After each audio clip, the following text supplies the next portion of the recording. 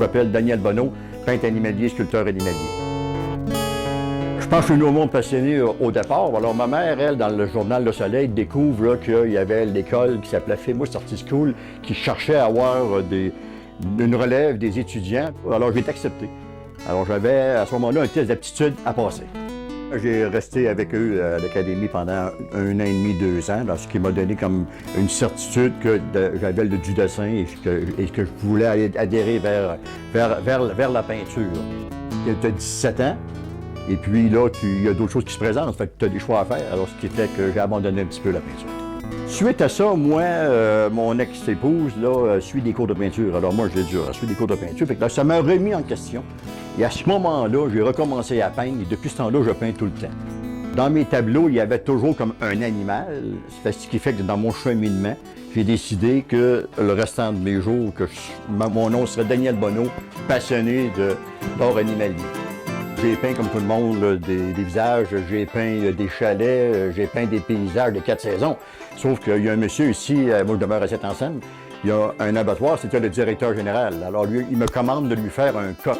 Je décide d'adhérer à l'acrylique et je décide de lui faire un coq sur une toile, sur un fond noir. D'où l'idée, d'après ça, de vouloir commencer à peindre seulement qu'en noir et blanc. Je décide de peaufiner mes tableaux en noir et blanc, c'est-à-dire sur une toile noire avec du blanc. Et je fais ça durant 22 années. Puis l'an passé, il m'est arrivé un autre flash, parce qu'on dirait que les gens de passionnés ont envie de flash. Ça fait que j'ai eu qu'un flash. Le coq m'a emmené à faire du noir et du blanc.